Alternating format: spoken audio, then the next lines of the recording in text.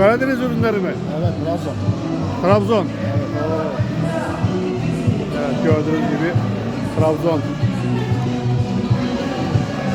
Sizi tanıyabilir miyim? İsminiz? Mustafa. Mustafa Bey. Güzel. Burası Trabzon yöresel peynir bölümü. Buyurun.